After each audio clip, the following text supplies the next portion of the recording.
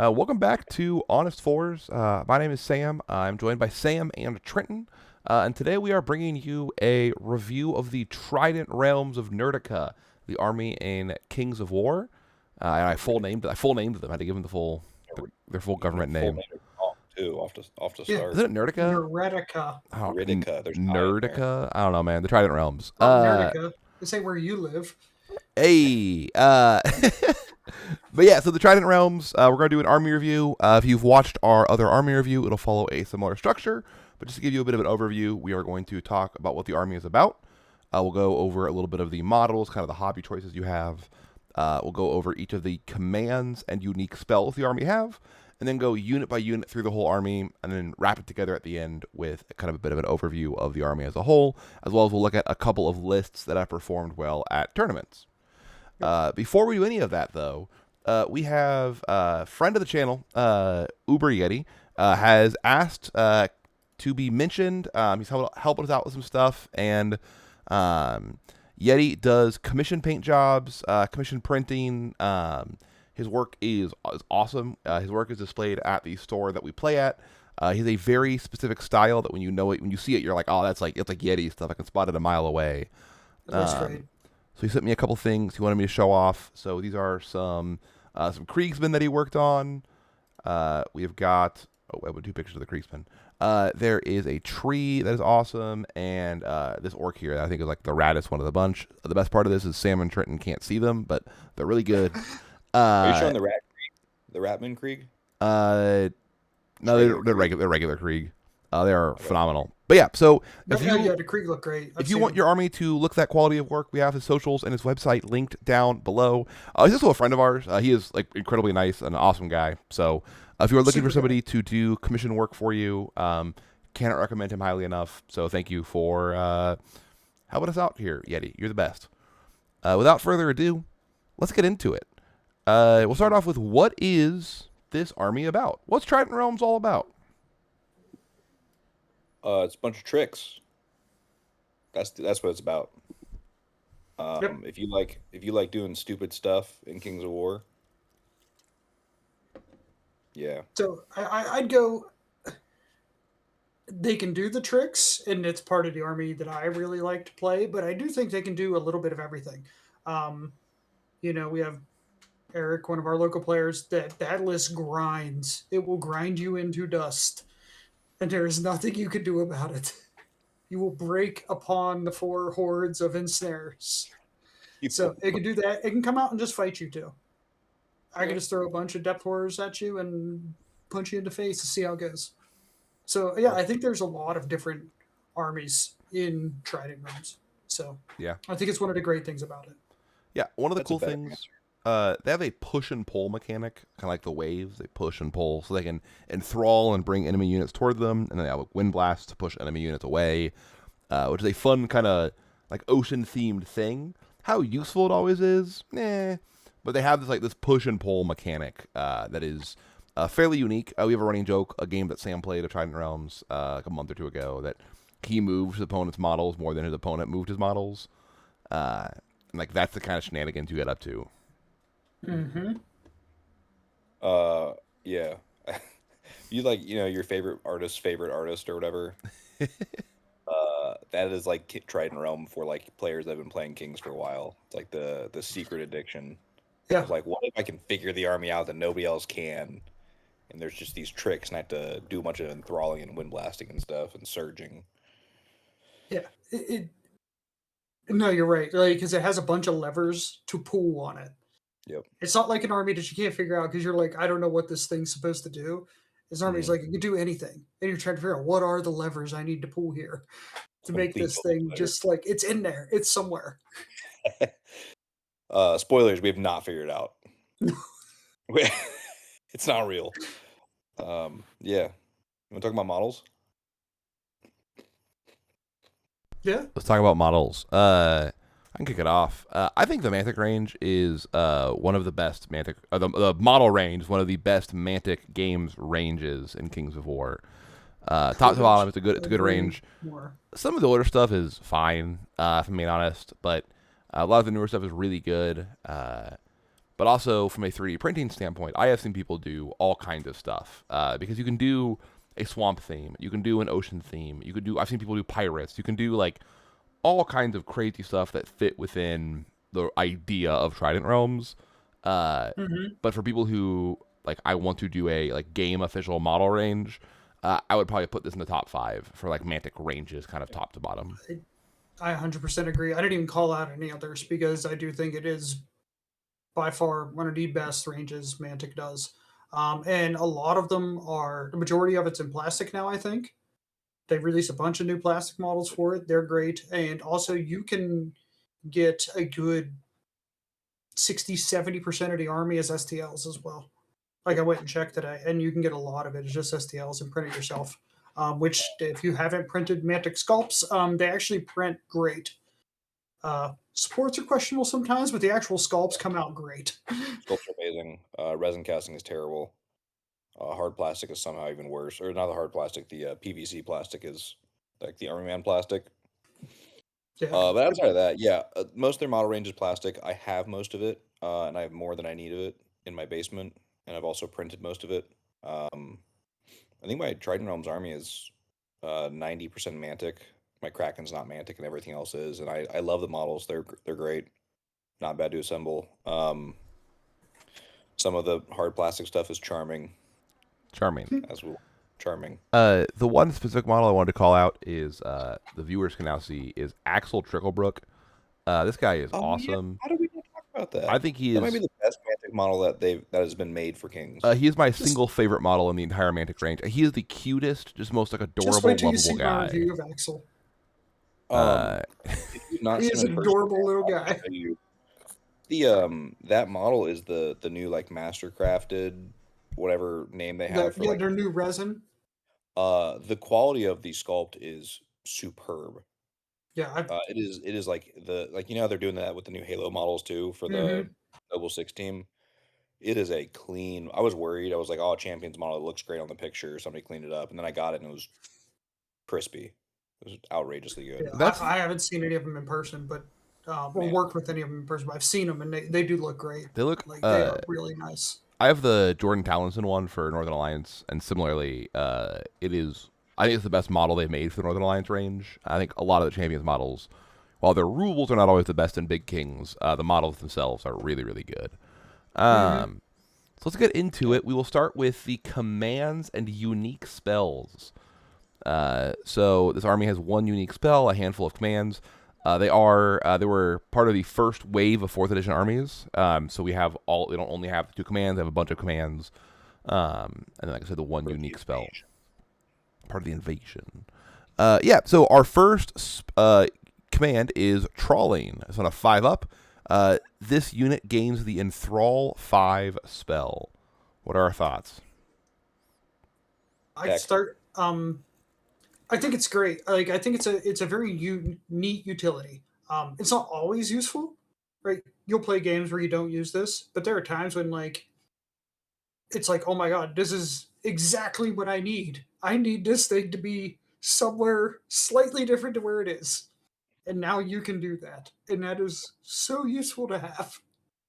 And so, yeah, like you might not cast it, or you might be using it a ton. It just depends. But it's it's a nice little thing to have in your toolbox there. I think it's good.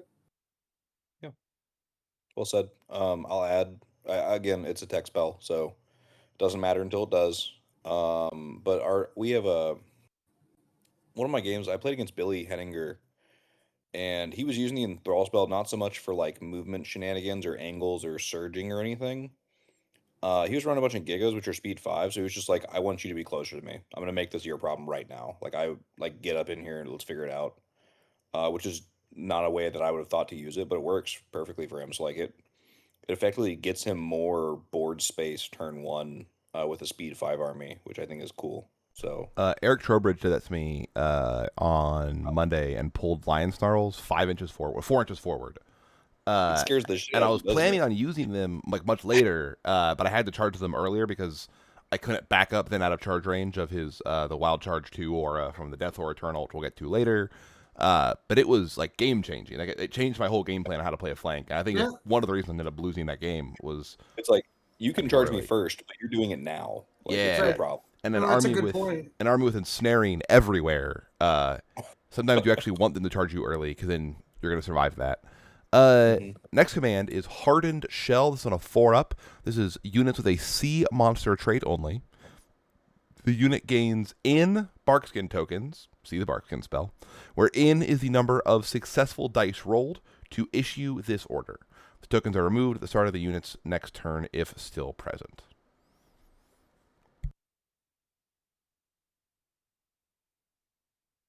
Cool. I like this. It's way to get Barkskin tokens on Gigas. So that's evil. Yeah, it's messed if you up. like Gigas, we'll talk about Gigas later. If you're a Giga person, I'm sorry for what I'm gonna say, but I think it's a great spell. I have it in nature now. It's good. It is unit restricted, which feels a little weird for the units that they've restricted it from. Like, why can't I put a Barkskin token on an Ensnare? Um, Hardened Shell is the name that makes it make sense, but I was like, as from a mechanic standpoint, it feels a little odd to restrict a spell that's okay Hmm. or command okay. But I like it. It's good. It does things. It's Barkskin. Yeah, that's what I said. Barkskin is good. That was my You know note. what? We should just said that. I'm sorry. Yeah, he's right. Barkskin is good. Barkskin is good. Let's go to the next one. Yeah. Aqua Venom. It's on a 5-up. Units with the Ocean Spawn or Amphibian trait only.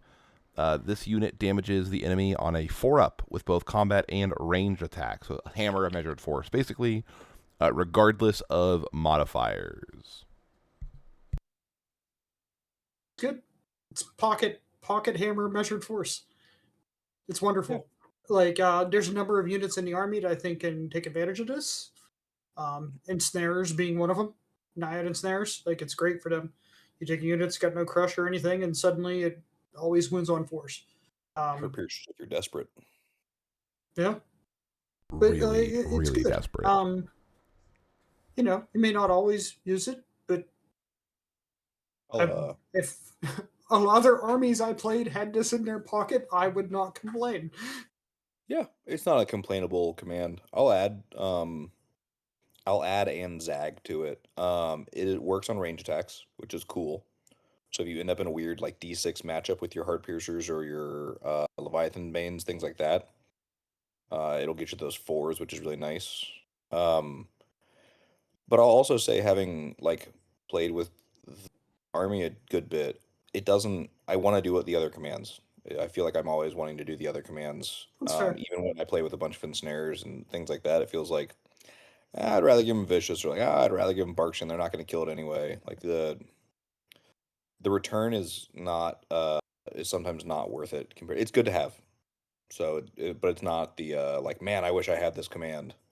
That it looks like on first glance, if that makes sense. No, that makes sense. Yeah. My exact word in the write-up is, on paper, it sounds fairly strong. In reality, it doesn't usually matter a ton, but it's nice to have. So I agree. You just played against Eric's like 4 ensnare horde list. How often did it come up? Every turn that he was fighting Lion Snarl. Well, let's get him on here. It swung the matchup against specifically Lion Snarl because he enthralled my Lion Snarl turn 1. And I was like, well, it was turn 2 he enthralled them, and then I'm like, well, I can't back up out of range now. I have to charge you. And then he killed them in 2 turns. And then after 2 rounds of Lion Snarl combat between Regen and Heal 3, that horde had 4 wounds on it.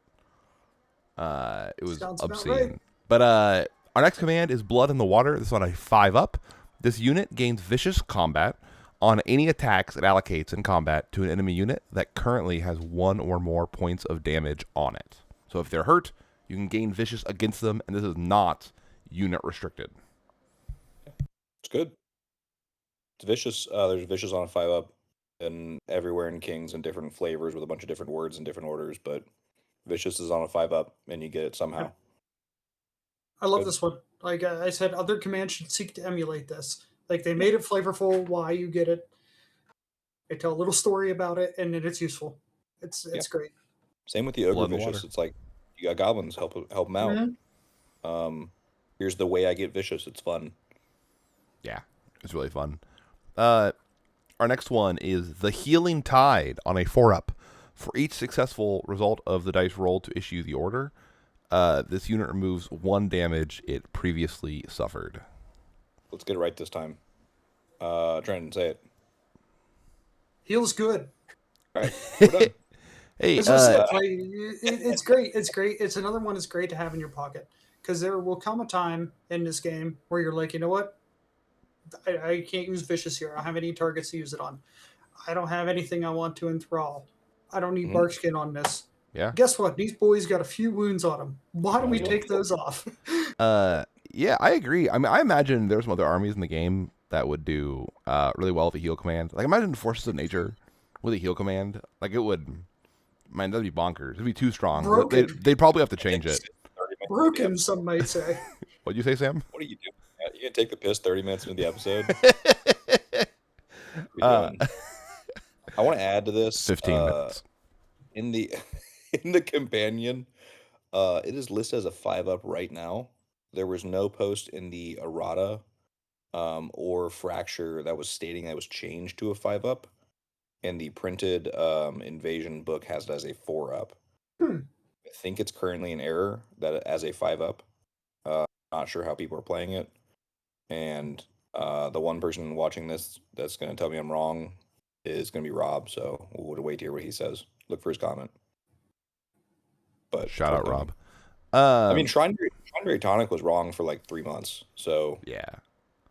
Could be That is all of our commands. Yeah.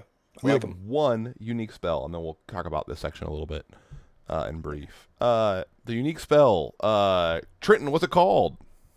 Slime them. Slime them. You get 3 of these. Slime, it costs you 25 points. It is a 12-inch range magic missile. Instead of causing damage, a successful hit causes the target unit to reduce its speed by 1 for each hit scored. Importantly, to a minimum of 3. And the unit, the target is unable to use the fly special rule if it has it until its next turn, to the end of its next turn. This unit cannot also be affected by frostbite at the same time. Man, favorite player's favorite spell. Hey, why can't frostbite reduce speed to 3? Slime is so good, except for the fact that it's a 12-inch magic missile for some reason that doesn't do damage. Why doesn't it do damage? Care. I love this spell so much. Dude, me too. It's so funny. It is so funny. This spell like actually rules. Flying Beast Cav for a turn when they've been hiding behind rocks like a coward. Rob again. Man, it makes the spell worth every penny. I love this thing. Equally well on Aloha that have been hiding behind the impassable. Happened to me. But on a real note, this in a battle line for engagement in an army with a ton of like pretty decent speed battle line units like speed 6, but even for Giga speed 5, being able to manipulate unit speed with frostbite on different units that we'll talk about later, probably Blizzard floating around, Wind Blast and Thrall, like there's so many ways to make the matchups work in your favor, and this is one of them. It's wildly useful. You can cast it on people that are holding tokens so they can't run away. You can do all kinds of stuff. It rocks. I like it a lot. People don't believe in it, but the 3 people in here do, and that's all that matters. Yeah, I do think I said it's fun, flavorful, and not that strong. Like it's good, but it's not game breaking, and it does have the drawbacks of a magic missile. Why is it a magic missile? Yeah, it has the benefits of magic missile as well, but yeah, there's more drawbacks than benefits. Yeah. So quick before we move on to the next section, the unique for a lot of armies, especially the army that have their books out now, the commands and unique spells are where a lot of the flavor comes from. What are our thoughts on the kind of the flavor that you get from the commands and unique spells here? I think it's great. Yeah. I think it fits it really well. There's nothing that's in here that I'm like, what is this? Why is this here? Yeah. They fit the flavor. They're mostly useful. Yeah. None of it's game breaking. No. I think it's good. Like I think, and we'll talk about this later, but I've said for a long time that I think Trident Realms is like one of the armies they actually nailed. And the reason they're not great in the meta right now, spoiler, but I think it's because of things that they didn't nail. Like, I Yeah. think if balance strive to make everything Trident realms, the world would be If perfect. Well, I think if the commands were the set like equal to what Trident Realms has, Hmm. I agree with you. I think in relation to the rest of the game, I think these commands are pretty pedestrian. Like they're all usable and they're all good. But the current game, most armies that are good are the armies that have like the one command that people cry about. Yeah, Which is no, probably not, but Yeah, you're I I love also absolutely right. I also think you can use it. You can use command every turn, which is awesome. yeah. I think it bears noting a lot of the a complaint that you hear a lot in games like 40K especially that it sometimes feels like the rules writers of different books didn't talk to each other. Like, oh, this army has all these restrictions and this army doesn't for some reason. And this one kind of feels like this idea of what if we have all these fun, flavorful things, but a lot of them are unit restricted. You can't harden shell on your ensnarers because they're not sea monsters, and you can't give aqua venom to your gigas because they are sea monsters. And there's this really interesting flavor aspect to it that mechanically ends up restricting a little bit of what the army can do that some other armies don't have. Hmm.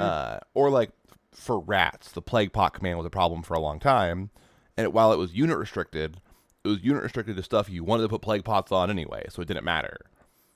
Yeah. So, Well I said. yeah, it's cool, but I wish every army was like this, but because they aren't, it hurts the army a bit overall. So And no one's ever going to complain about aqua venom, and that sounds fun. Yeah. So for the before we get into the core units, the general idea that we're going to release a text post to go with this, but we'll each one we talk about what we think the role of the unit is within the army and the value that it brings to the table is the general like makeup of the thing. If we don't follow that during the video, that's no one's fault, and you can't blame us. But we'll talk about each army, and then after each section, warlords, champions, whatever, we'll talk about just warlords as a concept, like as like within the army. So, uh, Naiad Centurion, Sam, is that right? Naiad Centurion. I am not going to read the stats on all of these. You can follow along at home in your own Mantic Companion. If it Yeah. comes up, it'll come up. But if the warlords do a unique thing, I will bring that up, which this one bears mentioning. The Naiad Centurion makes the Heart Piercer Regiment's core within the army. What Yeah. is the role of the Naiad Centurion? I want to shoot. I said gunline enabler, and Sam said heart piercer enjoyer. Yep. Um, but I what think are that's your why you actual take thoughts him. on the units? Yeah, what are your actual thoughts on the I unit? think that's why you take him. Like, on his own, he's not bringing a ton. Like, he's fine. Mm, I agree. Right? Uh, He's not like, oh my god, it's amazing. Like, if you want to bring heart piercers, a bunch of them, then yeah, sure, take this guy. Otherwise, and heart piercers are good. Uh, I don't think they're as good as they used to be. I think the troops are I'll better. cover that later. I think the troops are better than the regiments, and he doesn't make Always the has troops been. core. yeah, fine. Yep. That's for later. This unit specifically, any thoughts? An ensnaring defense 5 non-yielding individual is good, right? Like it's Yeah, expensive, right? But like you can do a fun thing where like turn 5, I just point at one of your units and I go tie it up, and you're not it gonna comes kill me with because I'm ensnaring. I'm like, cool. Now your thing holding a push token can't go score. Like it, don't forget regen. yeah. It's region 5, I believe, right? Yeah. I don't know. It's a good. Also, rallying is fun in an army that has regen, healing, and bark skin. Like, oh hey, like you charged my thing. Well, I heal it and I regen and it's rallied, so you're probably not going to kill it. So it has some interesting synergy. Yeah, 5 attacks is poopy for a warlord. Give me 7. Yeah, Like, let me slap you a little bit. I Yeah, but agree. you feel that way like generally about combat heroes. I don't know if he is unique to that. I mean, no, No, he hasn't offended me personally, but still still a knock happens, against you them. know. He didn't like call you a name or Uh, something.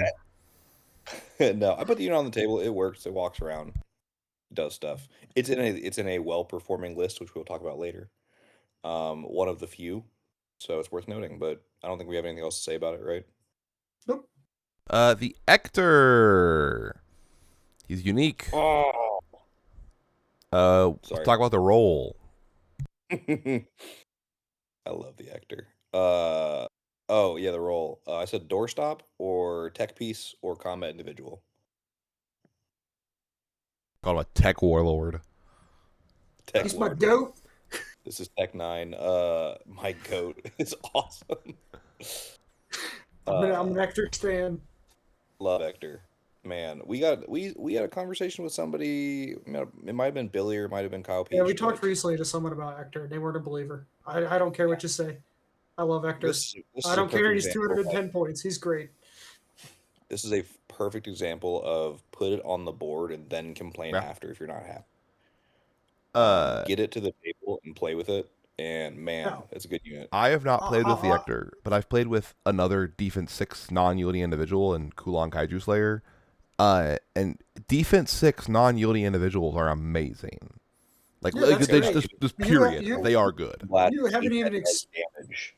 Yeah, you haven't even experienced the best part of Hector. It's so The Kraken Maw. damaging elite wind blast. I have from Sarakina. Is my view on Hector is completely skewed because of like what I enjoy about this army, and that's the push pull move you around shenanigans, which Hector brings in spades. Like is part of why I enjoy the character. But like you throw in Wind Blast 8, period, is fantastic. Like let's just shove you somewhere into another zip code. Elite wind blast 8. You don't need to be here anymore. But also it damages you on the way out. Yep. That's fantastic. And you add in the enthrall command I can give to just anybody to enthrall other things, places. The slime them, you can totally just wreck people's battle lines and move their units all over the place. You know, and we've talked about this before. Like, every unit is in a place for a specific reason. And if I could make it not be there anymore, that's bad for you. I may not know why, but you do. Well, hopefully they do. Imagine sliming and then Wind Blast aiding like a speed 4 like Shieldbreaker horde. Yeah. It's like cool. Like you're over there and you're speed 3. See you next game. I don't need chaff to stop you getting to me. I'm just gonna move you away for 2 turns. Sam, I did this to a Rift Forged horde in a game against Trenton. I watched it. I watched that game happen. He had a horde of Rift Forge legionaries that was touching the back of his deployment zone on turn 5. Never left my deployment zone or anything I could do about it. I watched that. That was awesome. It was so funny. Abused. Yeah, I love them. They're Fantastic unit. Put on the table. Yeah. Depth Horde. Depth Horde Eternal. I can do the rolls this time. Sam called him a force multiplier and speed aura. I said an alpha-ish enabler, and Trident called him a wild charge merchant. You shitter. He's so much more than that. It's awesome. It's really funny. I'll start. That's cool. It looks like I wrote triple both of you combined. Yep. This unit's great. Wild Charge 2 like fundamentally changes a speed 6 hammer like Depth Horrors into a I've been playing with speed 7 Depth Horrors, Ogre Palace Guard. What's another good example of that type of unit? That like 20 Molochs. Those guys with Brew of Haste. Yeah. Every ogre. It changes everything that they do in terms of engagement. Usually they need delivered, and at speed 7, you are the one delivering them. It's just a one-man show. And that's what this does for the whole army for the most part. Like Ocean Spawn are everywhere. So that Wild Charge Ore is amazing. And on top of that, it's got like 7 attacks that I can get into a flank with. So the model for this is horrible. I have 5 really bad. Put them in every single combo box because they hate them and they hate their people. You can peel off mold lines with your fingers. They're so bad. Use the new plastic depth horse. They're really good. The Just new take ones are what you good. have and put it on base. Yep. You guys can have whatever you want. That's what I got. I agree. I fully agree. If Yep. you want to be horrified, watch a Depth Horde Eternal backing up 4 hordes of Naiad ensnarers.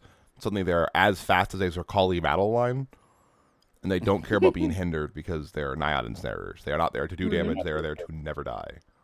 Right? I said he makes your already somewhat quick hammers and depth horrors faster. Yep. This is useful. Up next, the Pond Warden. Sam, I'll let you.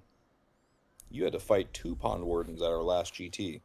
Yeah. What you think? Well, real quick, we called him a force multiplier. I said running with frogs, and Trenton said frog hero.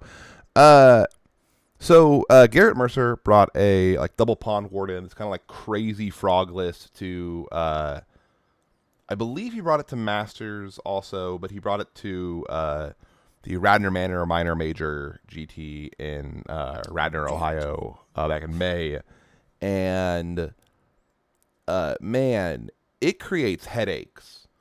I don't think the Pond Warden is amazing, if I'm being totally honest. But the Pond Warden is one of those units that if you put the time in to learn how to use well, I think it can be really good. But the reality is at 195 points, I do think there are better options. I also won that game against Garrett. Garrett is one of the single best players I've ever played. He is a brilliant player. And he brought a really difficult, I didn't say he's the best. One of the best. He brought a really difficult, techie kind of list to use with them. And we talked about it. Him and I talked about it quite a bit since then. And his conclusion was kind of you have to be firing on all cylinders and not make any mistakes for it to work. And that's a very good player who put a lot of time into Pond Wardens. His take is more or less, I don't want to put words in his mouth, but more or less, you have to put a lot of time in, and even then, one mistake and you're cooked. I'll talk about a high rider act. Trident Realms as a whole is, Yeah. man, cool. I love it. It's a beast nature right now. Speed 7 fly, and I don't think Speed 7 on that type of unit gains you a whole lot. If that makes sense. Nope. And why does it have Duelist too? What's that doing? Nothing. Just cuz? The Duelist is so good. I said he's fast enough to keep up with the other units in the army, but we'll cover this. It's something I talk about later. Your fast units in this army are not that fast, and I don't know how worthwhile it is to invest in them. Like you said, Speed 7 flies nice, but Speed 7 doesn't do a ton. There's so much Speed 8 out there, and you're not gaining a ton from it. It's a weird speed value to have. And not having really, I'm pretty sure, I went and checked, they don't really have anything that goes to Speed 8 across the army. And I think it's actually a problem in general. Worm Riders, right? Is that it? Yep. How dare you? Worm Riders, they go Speed 8? And the Nucker Speed 9. Nucker is Speed 9. No, you're right. Those two. Like Nucker. Worm Riders have their own problems, but the last thing I'll say is I think the Pond Warden would look better if the other warlords in the army were less engaging, but I feel like it just loses out. Yeah. In an army where you're not going double battalion almost ever, it just feels like there's always a better option, like an Hector. Yeah. So. Speaking of bad options for warlords, the Naiad Worm Rider Centurion. What do we think about this idiot? Hey, it's good. Unironically. My review is almost exactly the same as the Pond Warden, except worm flavored. I hate you both. It's not that good. It's not that good. Yeah, I don't see what I'm getting points. It's a lot. It's a lot of points. It ensnared. Sam, you get mad about a Goklu having 10 attacks at 250, but you like this model for having 7 attacks at 20 points cheaper. It's a different unit. Yeah, you're right. They are different units, and they're both bad. Yeah, this one's worse. That's big. I think Goklu probably worse than this. Speed 10. Pathfinder. Can I talk now. Maybe. You have permission. You're probably right. You're probably right. I painted this. I love the models. The Naiad Wormrider models are immaculate. I think they're awesome. Top tier models. Yeah, They yours are also awesome. look really good, which helps. I love them. I had a great time Love the painting color them. scheme on them. Probably rose tinted glasses, right, for this. I'm looking at the data sheet now. I've played with the units, and I was like, yeah, D5 and snare, try and kill me. It's nerve 16. It'll just die. Guys. And it's 230 points. You're right. Fine, whatever. It's bad. Let's move on. All right, our last warlord, the one, the only, It's the Trident King. you say it like how Eric says How did Eric say it? it. The Trident King. Hey, dragons are bad, and this is a speed dragon. 7 So much- dragon. It's not a dragon. It's a speed 8 dragon. Speed 8. It's not Ooh. look stupid. Sorry, I was confused because We're- Trenton told we're me burying there was the no lead speed 8 in of the game. We're burying the lead because this thing's 315 points. I don't care what speed it is. It's 315 points. So you could take an elite Crudger on Wing Slasher and have 5 points left over instead of this. Yes. Sam is gonna get really mad at me for saying this. At the 315 point range, the Lord of Lies is better than this. For 300, for 315 points, I think the Lord of Lies is better. I don't know Absolutely. how many Of 315 all the 315 models points, there are in the army. I think they're Hard to all rank better than each this of them. guy. 1 through 2. This would be I 2. think Krim is 315 points also. 320. Ooh, that's a battle for the ages. Hold on, the big deal is also 320. It's a race to the bottom here, folks. Anyway, This guy is mixed up. Yeah, he's terrible. But he's Let me tell ensnaring. He's ensnaring. he's bad. I love everyone has a Trident King model that plays Trident Realms and loves their model for it. I'm myself included, and Yeah. played in doubles because I can get away with it. Otherwise, it's bad. I think in a casual that's game, fine. I think he's one of the most fun units in a casual game in all of Kings of War. I agree. He's Like, Go ahead. Sorry. I was gonna say, like, no, I think you're right here. Like, and that's the same time where I use dragons and other armies is in casual games. You throw them out there because they're big, impressive models, and like they look cool. Everyone has, like Sam said, everyone has a model they painted for this thing or whatever other giant dragon they have in their army. And they look cool. They are universally bad on the Score well. table. This is my Goklu. And you know what? I'll never use him again unless I don't want to have fun. They're universally bad on the table. They are fun if you're just trying to have fun. If you're trying to win a game, then it's a boat anchor tied to you. So, I'll say one more thing, and there's a lot of units that'll come up like kind of like this, where this is the type of unit that when it's on the table is actually pretty fun to use. Like it's a good unit. It has good stats. It does good things. Getting to the point where you've paid for it is the part where it starts to hurt. Mhm. It's like knowing you paid 315 points for it is painful. The actual model, like it's like the big deal. Like if you didn't tell someone what the big deal costs and you just put it on the table in front of them and let them play with it, they'd be like, "This is a cool unit. I'm having a good time." And this is the same thing. So 100% agree. agree. It's the opportunity cost you pay for it because there's Yeah. something else you're not taking because you've taken this. Yeah.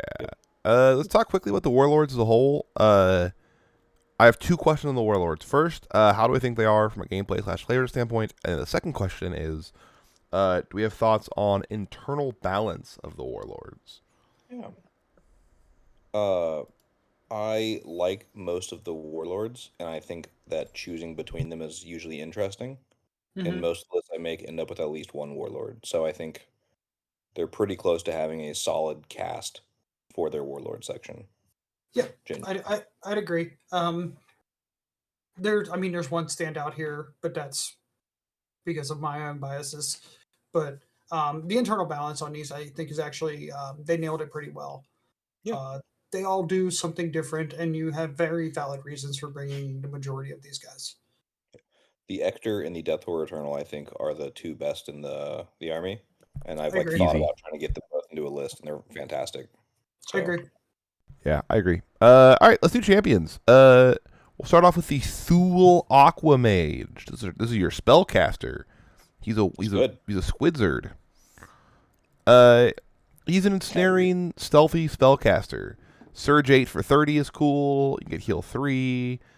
No Bane Chant in his arcane library, which hurts a little bit, which I did not Yeah. mention in my write up. I realize that now. I should have, but swoops. But yeah, so it's a spellcaster. You can give it Blizzard 4, and it can sit in the back and be stupid and annoying. Mhm. I don't know. It's a spellcaster. Every army has one except for Zerkali, and Yeah. I mean, Yeah, it's a spellcaster. It's fine. It's a He's good fine. spellcaster because it's spellcasts. yeah. I mean, being ensnaring and stealthy is useful on this guy. It's like Oh. there are times where like he'll live just because of that. Mhm. Like, And even further, there are times where you can set him up to block charges, even though he's yielding, but mhm. force someone to charge him, and he's ensnaring, and it just gives you a chance. Ensnaring This hurts. is a stealthy ice queen, and people like ice queens. So it's me. uh, I'm people. it's everyone. Everyone likes an ice queen. Half of U.S. Masters was spellcasters. Half of the heroes at U.S. Yeah, Masters not half were of all units at U.S. Masters. That would be insane. Yeah, and he's an aspiring spellcaster. It's great. Yep. Go ahead. No, I'm doing cheese whiz. You're good. Cool. Naiad Envoy. Envoy. I don't know, man. I was homeschooled. He's your cheapest access to very inspiring in the army at 100 points. But here's a funny thought. Let's say your army is like really hurting for points, and you just want like a banner bearer idiot to run around. A Thule Aquamage is 5 points cheaper and is inspiring. So if you're like, I just want someone to inspire and give me commands, and I don't need spells, and you're tight on points, you could just run a Thule Aquamage without spells on it. Yep. Generally, I've already put 2 in the list. So if I need another one, then I'm Yep. SOL. So that's where this guy comes in. If you need another one, it's the Envoy with Shroud of the Saint or something. And Right. you're like, all Well, right, fine. yeah, I mean, he's a banner bearer. They're universally decent. They do one job, they do it well. They're cheap, they inspire. That's what they're there for. Envoy with Banner Shot of the bearers. Saint is diabolical. What? Envoy with Shot of Saint is diabolical. That actually sounds like That's cool. pretty good. It's a I like it. spellcaster. Remember when you can give him Bane Chan? Stop. We're better for it. I think. disagree. I EOD think isn't better for it. Oh my, we made it. How far did we make it, Sam? 42 How far? minutes. Good job. Killing it. Maybe next time we'll make an hour. Army standard bearers look worse in armies with inspiring spellcasters because Yep. they are always more expensive because they pay 5 extra points for very inspiring, and then they just look dumb. Yeah, like in Goblins, you bring the flag guy because your wizard guy doesn't inspire. Same in Orcs. Yep. All right. Placoderm Tide Warden.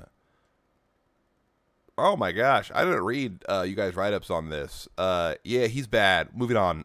He's 5 attacks. Riverguard, go read it on the website. You'll see it later.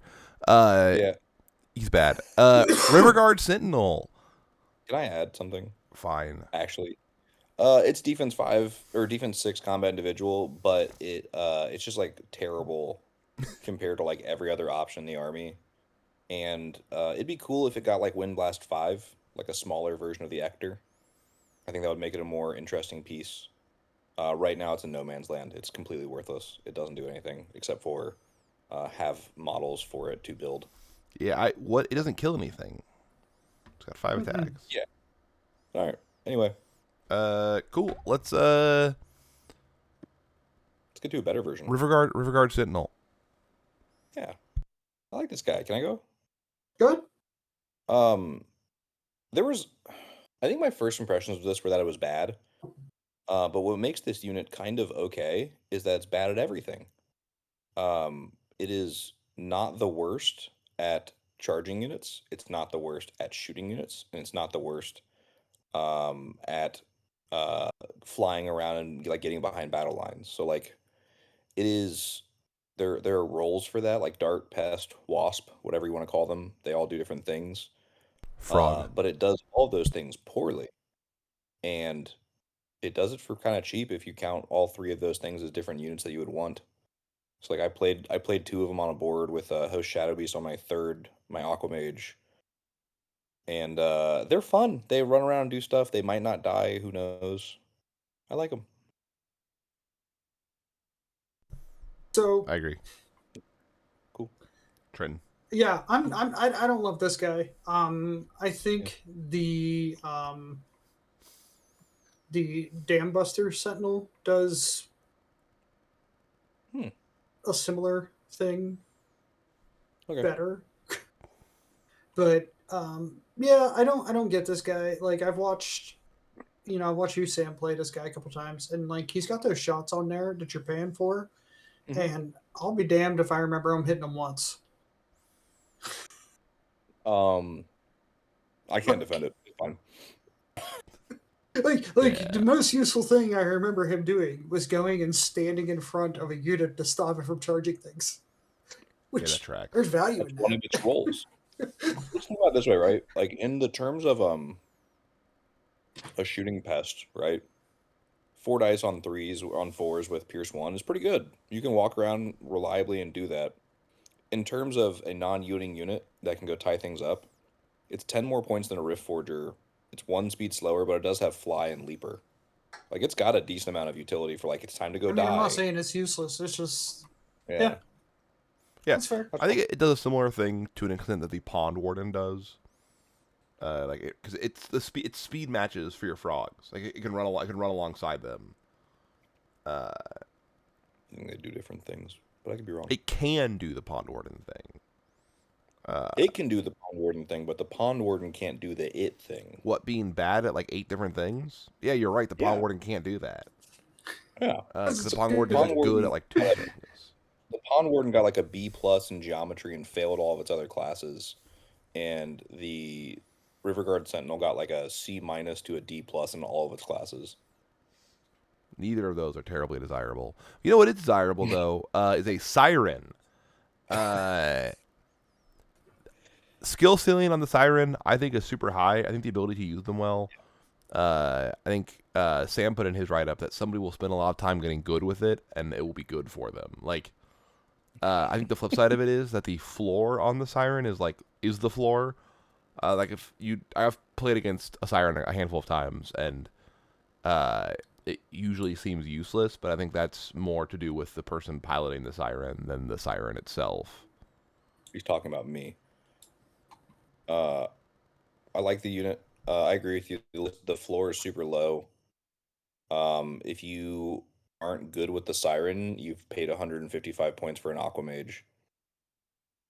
That's exactly what I said. Is like Yeah. unless you specifically are wanting to do the enthrall for the movement shenanigans, and you're willing to pay for that, I don't see a reason to take her over the Aquamage unless you're desperately trying to run 3 spellcasters in a 1 battalion list. Yeah. Then you have to. But like, Mm-hmm. there might be something there. But even in the list that I like with all the movement shenanigans, I've yet to fit a Siren into them. There's a place for it. And like the skill ceiling exists. It's not the Siren, but we have a guy in our community that was running a Banshee, which is a very similar style of unit. It's the Enthrall, but it also has Wind Blast. And he was just giving us a run for our money with it. Like we couldn't tag him down. Me and Trenton played a doubles game against it. It was a Mm-hmm. out Banshee, and it was ruining us. Am I wrong? I do think the No, Banshee you're is not quite wrong. a bit better. I would agree. I think having the Wind Blast with the Enthrall is what makes it a big difference. It is I more do. expensive. It's more expensive, but also I think just in general, I think Wind Blast of the 2 spells that are movement manipulators, I like Wind Blast more. I think Wind Blast is better than Enthrall because in general, moving something away from me is usually better than moving it towards me. That's It not is. it's not a blanket rule, but like Yeah. Go away. Yeah. usually it's better for me to make things go away than to bring them to me. There are Yeah. specific reasons why you might want to bring them to you, but It is worth noting the Siren's Call, like the Enthrall, does damage, so it rolls for damage, and it gets to cast twice. So like you have effectively a non-magic missile 14 die attack on fours with no pierce. Yeah, I think it's cool. So Yeah, it's Uh, cool, all but right. there's always the risk of I've brought that thing too close. yeah. Yeah. Cool. Our next one's going to be the first one that I think we like pretty strongly agree about. Uh, at least me, I like this guy. It's Axel You agree? Tricklebrook, the best model in the range. Uh, Sam, how do you feel about Axel? I don't like him. I think he's too expensive. I think he's overrated, and I think the thing that he cares about is the unit that he loves to hang out with is also overrated, and I don't like it. Man, that model's awesome, and man, I'm not paying 185 points for something that's just bad at kind of everything. I do like the frostbite on the shooting. Good, Trenton. Yeah, I think the model's great. He's my favorite, adorable little guy. I think he's too. I think he's too expensive. Right? He specifically. There are very specific builds where Axel is like has to be there. That's how the list works. I don't like that. I don't like the list at all. I don't think it works well. I get why. You're trying to buff Gigas. You're trying to get everything you can out of the low number of attacks that Gigas have, and it does great at that. I think it's a massive investment to do that one thing, and I don't. I think there's way better things to take than Axel. I think on sorry Go ahead. on points efficiency, I think you need to have the aura needs to hit 4 giga regiments to be more points efficient than just not taking him. Um, I did this a while ago, but I could check again. Which is obviously hitting 4 gigas is nearly impossible because their base is 150 millimeters long, Mm-hmm. which is nearly 6 inches long, which is the width of the aura. So unless And you hit are flush 4 across or like something, there's 2 layers of battle going on, and you also have brought 4 gigas. I don't know. Go Yeah, ahead, Sam. I agree to the extent that he is pricey and exists to just kind of like run around with gigas and go on missions with them. Here, He brings value. I think fine. I think he Cool. I think there's a giga style is he brings 3 regiments of gigas and he runs alongside them. Yes, the aura is pricey, but he does other stuff. He gives commands. He holds a token. He can shoot a little frostbite attack. Like, yes, if 185 points and all he did was give a 12 attack model that elite or whatever, like, okay, cool, yeah, that's bad. But he does other stuff, and I think that's what gets kind of lost in the Axel discussion. Is that, uh, yeah, I don't think he's like amazing like a world ending, but I think he's good. I think in the right list, Axel is good, and is an excuse to put this adorable little nerd on the table. That's what I was worried you're gonna say. But I still think he's good. Cool. Riverguard, Dam Buster, Sentinel. Trenton, I want to hear Trenton's thoughts on this real quick because Trenton, you're the one who said that you think it's better than the last guy we talked about. he does the same job. He's like what? I just looked up the points for this. He is 15 points more, and he brings an extra attack while doing it.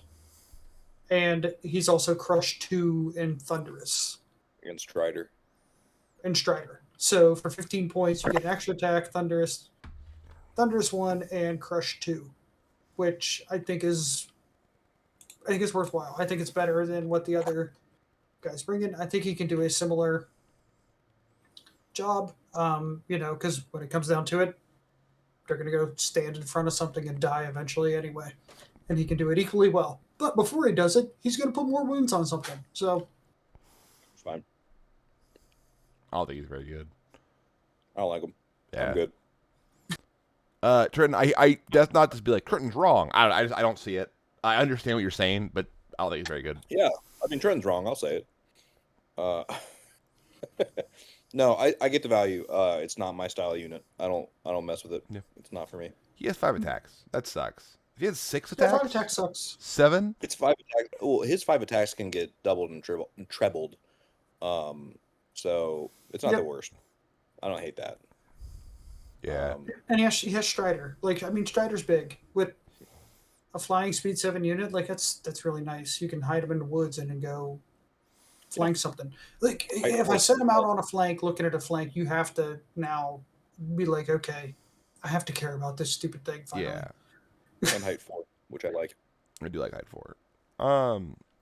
Champions? That wraps up the champions. I think the champions are where the seams in the army start to show, because there are some really good ideas here, and that's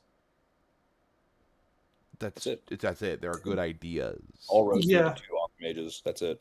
That's what I was gonna say. Real talk. I end up taking 2 Aquamages because Every time. the army wants spells.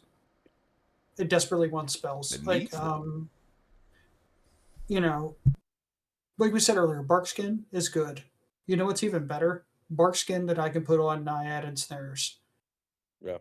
And make you fight these stupid ensnaring hordes that now have 29 nerve.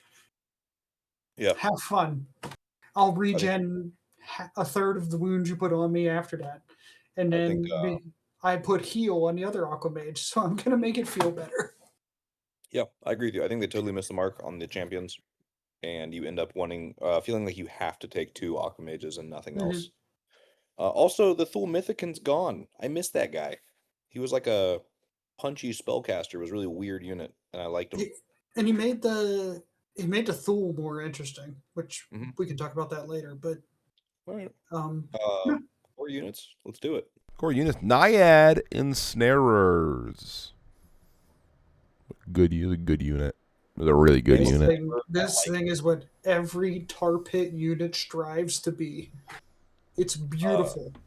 Yeah, we all love the hordes. And I think all of us made fun of regiments, especially in 3rd edition, until seeing them on the board for 125. They're annoying. They're evil. Super annoying. Shout out to Stephanie Richardson for bringing some snares to the Adepticon pairings tournament and showing me that I cannot disrespect them. You gotta go in hard. They're nerf 15, and you Barkskin that thing. Yeah. Getting 4 Barkskin, easy. This is a fantastic unit. It's a 3-up. They're now nerve 19 effectively. Have fun. They're really good. Sam, any other additional thoughts? That's all. I agree. They're good. Hordes of them are good. Wait. This is the only unit in the game, the Horde of Ensnarers, that I think Chalice of Wrath is a good item on them. I think you're... Yeah. I think Chalice of Wrath. I also think Crystal Pendant of Retribution is like unironically good on this unit. I think Naked Naiads are fine, but Chalice of Wrath and a Crystal Pendant. I'm crazy for Chalice of Wrath. No, I agree. I put it in my write-up. I think Chalice of Wrath and Crystal Pendant of Retribution are like they go burr on this item. Like they're good. And this is gonna sound crazy. I don't hate Hammer Measured Force on this thing, even though you have the command, because you don't always want to cast it, like you said. I agree with you. Measured Force I'm surprised to hear you say it. And this thing just like it's suddenly like not only am I okay. I'm playing against Eric Trowbridge's 4 Naiad hordes. What did he do to you guys? And sitting there trying to figure out, how do I kill this thing? What do I do to it? I have great axes with Green Rage. If I single charge that thing, I don't kill it. And on top of that, I lose that grind. I don't shoot you lose it hard that thing before it kills me or some of its friends show up and kill me.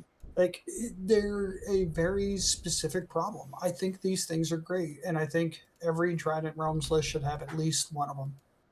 At least. Yeah, Mantic models are fun to paint for them, too. Yeah. If you want them, reach out. I'll mail you enough for a horde. Yeah, and I also want to call out, like, this is one of the rare cases where these guys being defense... So, Northern Alliance has Ice Naiads. Very similar stat line. They even have a better defense. That makes them infinitely worse. They're too expensive. Ice Naiads are too expensive for what they do. They're too expensive, and I don't care what these. I'd love if I could get these things in a Defense 2 version. I love it. It's a good Because point. all I care about is the nerve number on them. Yeah, I agree. You don't have the weight of dice to get through it. I wish Ice Knights were defense 3. I would actually think I'd run them more. Mm-hmm. I think two I hordes would be good. I think completely agree with you. Ice Knights are a weird spot in Northern Alliance. Our next unit, River Guard. Man, rest in peace, River I met Guard. the guy that got this unit murdered. Pour one out for these guys. He's nice. The punching combat unit of River Guard in both flavors, troop and regiment, are an interesting utility piece that can threaten people, but requires perfect play to get value out of it because it's a speed 7 flyer, not a speed 9 flyer. So you're asking a lot of it. And then the range attack is costed as if you stole money from someone that works at Mantic. It is offensive. That's Do, too do we much. do we want to talk about what happened here, just in case people are coming to this after the fact? Yeah, it's actually probably So, worse. originally there was a ranged upgrade that was free. You would lose crushing strength 1. You would lose all your crushing strength, and then you would gain a 12-inch javelin attack that was pierce 1 on shoot 4. They Dustin Howard won a GT with nothing but regiments of these javelins and Leviathan Banes, and then they came out with an errata that said we made a mistake, and now the upgrade costs 50 and 60 points respectively for the troops and regiments. So a troop or a regiment of River Guard with javelins is 15 points less than a Great Axe Horde now. It is, I think, a gross overcorrection, and I can't be convinced that they're not also charging the unit for the crushing strength that it lost on the swap. Yep. And I would love to. My real suggestion here is I would love to see it do the Red Goblin role where it has both the shooting attack and the crushing one as like a hybrid thing and get like a discount Mm-hmm. for being like a I shoot and I fight unit. So like The, the, we'll talk about them. There are 4 regiments of infantry in this army list alone that cost 155 points exactly, which is stale. So I think they need to do something with this. This is a great opportunity. yeah, I would. Hearing that suggestion, I would second that because they become something like boomers and ogres as well. Yeah, It's a very, very similar stat line to that. it's like a tech unit now. It'll be Their fun. crush one, Yeah, their pierce one with their 12-inch guns, they're totally fine. You price them where they need to be. I think like the prices you suggested here are probably fairly well in line with that because I think of boomers is 225, I think. Mhm. And so they have slightly more attack, so you're paying for this. But yeah, I mean something around 200 points, 200. Even at it's a their lot of price fun. now, if they had both stat lines, I think they'd be a Yeah, much more reasonable unit to take. yeah, But yeah, they got nerfed into the ground, and I do think it was a massive overcorrection. I think they were busted, like they were just a machine gun, I agree. especially in this army because of the very specific tools Yeah. that you have to just be like, well, guess what? You're now closer to me than you wanted to be, and we're going to make you a pincushion. Halt shooting with enthrall at that level of potency is outrageous. Mm-hmm. So it makes sense. Sam, do you have anything to add before we move on? Nope, I agree. Next unit. Models are sick, by the way. Yeah, Super they're good. fun. The whole range models are good. Placoderm Defenders, our Anvil. Hey, new models. New Hey, models. I think the troop and regiment options both have play here. They do different things than each other, but defense 6, nerve 12 on a troop, or defense 6, nerve 16 on a regiment. I don't think they're amazing, but I do think that there is some play here, especially because the regiments unlock. If you want like a unlocking cheap anvil. Trying to go ahead.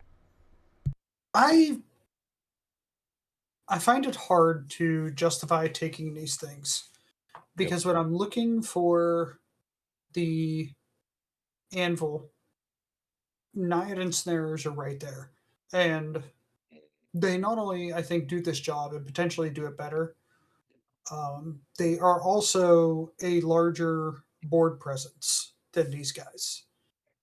Right? So if I'm trying to like zone you out of something or block you off from other things, I have now a much wider base that I can do it with.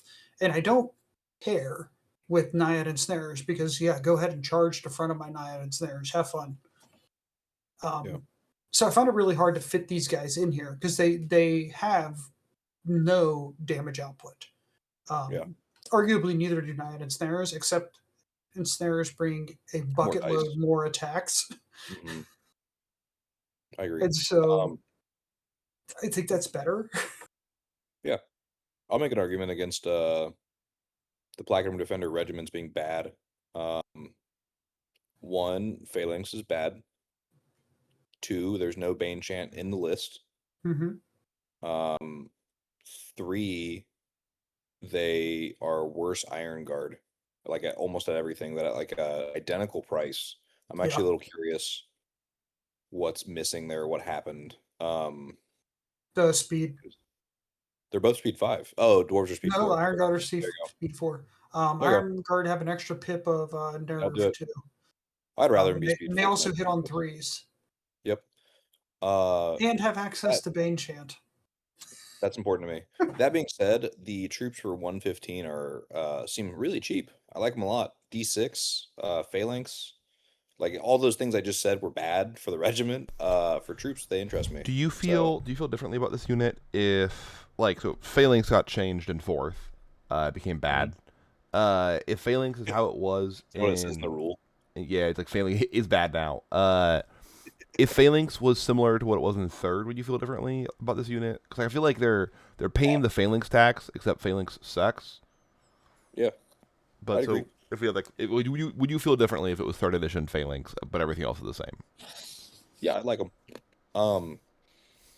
Yeah, I like the models for them too. New models. Are you guys getting the trend? The range is great. I would like them more with that change. I do think that the problem they have, unlike Iron Guard, and specifically like if we're going to talk Iron Guard, and we're not reviewing dwarves, but Iron Guard has specifically a bunch of tools that let you then punish the unit that broke upon your face. Yeah. These guys are a wet napkin. Oh. You have no way to punish whatever just hit you. It just gets to fight you again. They don't have the cool retaliate. It's just sad. Iron Guard have retaliate, they have Bane Chant, and they hit on 3s, and like you're gonna hurt. If you didn't commit enough to kill it. Let's hear it. Let's talk about the other half of that dual kit. Black and Razor Swords. Yeah, I'll talk about these guys. Said all around, I think they're way better than their Defender cousins. Mm-hmm. These guys are useful. They're they're still 15 attacks on 3s with Crush 1, and their defense 5, which is still beefy. Yeah, like it's a way more. That is a way more useful stat line than the Defenders. There's a world where you field like 8 of these guys and just kind of like have a fun time. They're interesting. I like them a lot. The troops are 12 attacks, which interest me as far as like a warrior pack-esque unit. A chaff clearer. Actually, they have the same number of number of hits as warrior packs because warrior packs are on 4s. Warrior pack troops get 15 on 4s. Yeah. And 12 on 3s they get more hits. 12 on 3s. Poly players, man. 12 on 3s is 8. They're 7.5. Yeah, so they do the same things Zerkali Warrior Pack Hordes do of they clear chaff. I think I kind of like Defenders. I don't love Defenders, but I kind of like Defenders. But then I look at Razor Swords, and I'm like, why would I ever run Defenders? Yeah. Razor Swords are good. Machine Army has no Bane Chant. Yeah, no Bane Chant. It's weird because Trident Realms wants to be a grind army, but they don't have the grind tool, which is Bane Chant. Yeah, I'm not gonna say it. I'm not gonna say anything. Our next core unit. Theme. I know. Our next core unit, but okay. This is back to what I said before.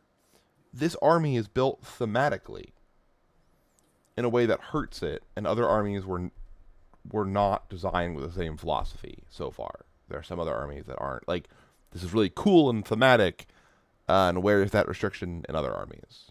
But not all armies. There's a couple offenders. Tidal Swarm. Chaff. Perfect unit. Chaff.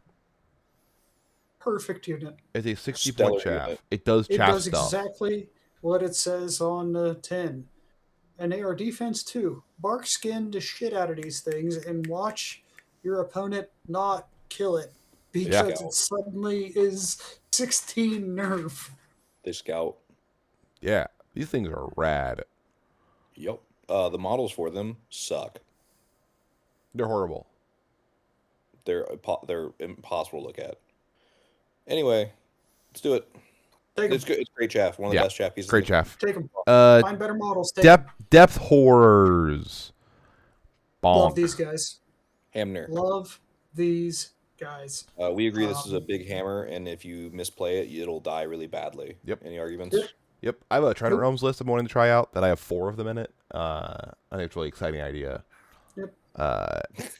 These guys go kill stuff. They're great. Yeah, I put a Depth Horror Eternal behind them. Rampage 3 is great this edition. Rampage this edition's great. Yeah. It's fantastic. They're effectively 21 attacks against a ton of things. Yeah, and you have to clear out infantry hordes in 4th. Like, you have to be able to clear out infantry. And they're super good. New plastic kit. Hey, that's the core. I think this is the highlight of the army, in my opinion. I think the core is the highlight. I agree. I agree. I think there's like one miss. I think the Placoderm Defenders are one miss here. I think the rest of it is pretty useful. This is one of those armies that you actually end up taking more core than you need most times because like the things you want are already core. Yeah. Mm-hmm. And it works. That would make people really angry, but in Trident Realms, no one cares. So. Because you want to run. I think there's a really interesting list concepts with Ensnarers and Depth Horrors. They're both core, but they're both really good. It goes massively. Go ahead. Adam Ballard called that playstyle tank and spank last night. Yeah. And he's right. It goes massively downhill from here, almost immediately as we go into specialists. Whoa! Naiad Heart Piercers. I don't necessarily disagree. Naiad Heart Piercers. Sam, talk your talk. No, you guys are gonna get the last word in about them being bad. You guys talk your talk. Hey, okay, so listen, I think you have not played against them enough. I've played against your Naiad Heart Piercers so many times that you put them down on the table, and then there's like a minute during deployment where I'm like, shoot, I didn't think about, and then I'm like, oh yeah, because I don't care, and then I ignore them the whole game, and it doesn't matter. Do you remember our game we played? We played a game relatively recently where I willingly gave them a rear charge, and you were like, it's not gonna matter, and then I think you did 2 wounds and then died horribly. They're horrible. They're horrible. They're not horrible, but they're not. They're a unit I can just ignore the whole game. They don't inspire any fear in me. I've played against them a ton. They do not inspire fear. So the main problem these guys have is, and I think it's a problem. It's a bigger problem than just heart piercers. I think any unit with this has the same problem. The 18-inch shooting is really hard in this edition. What happens is you are hugely incentivized to not move your shooting units to get that +1 to the shoot stat.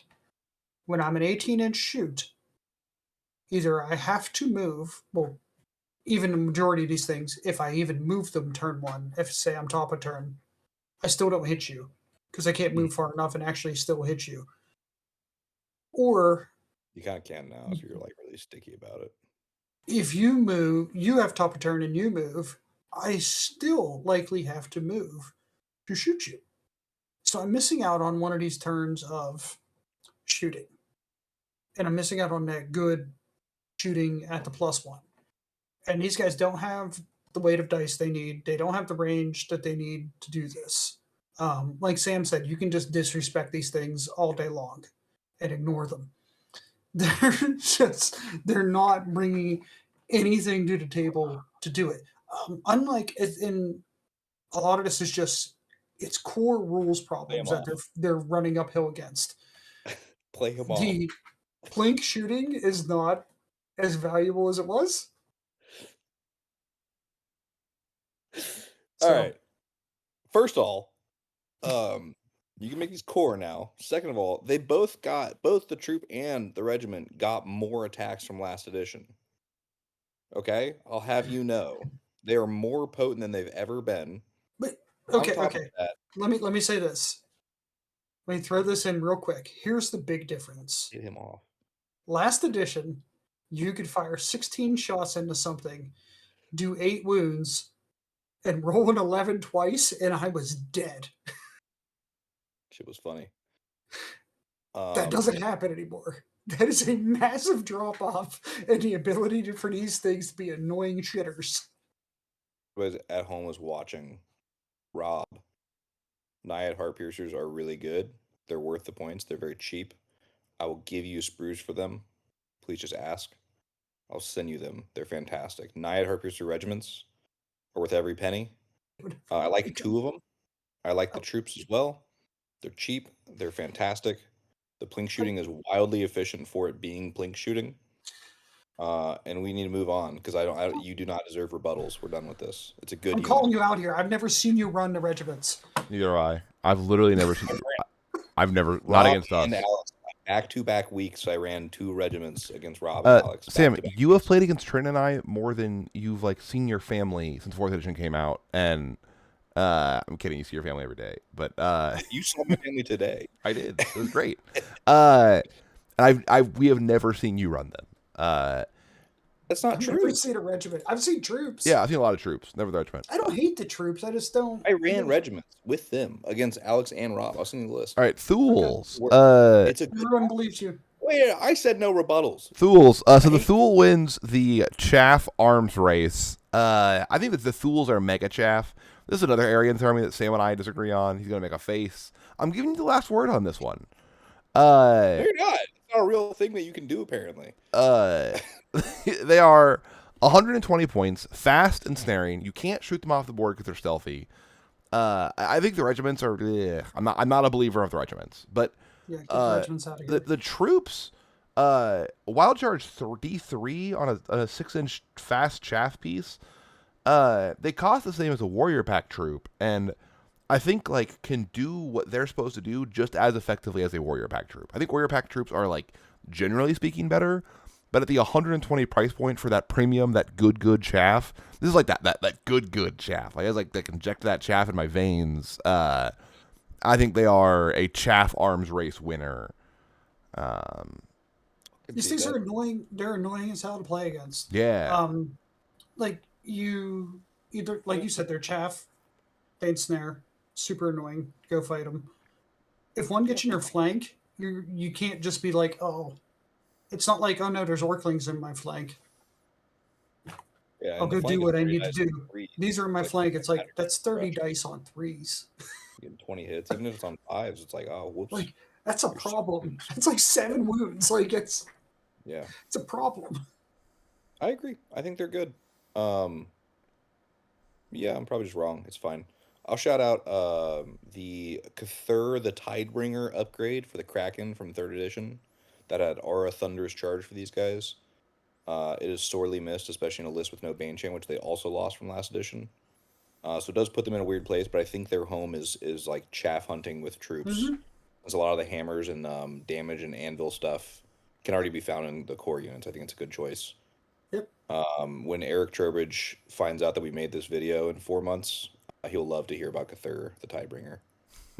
So that'll make him happy. Yeah. Here's one. No, you guys are right. I might even rewrite this before it comes out.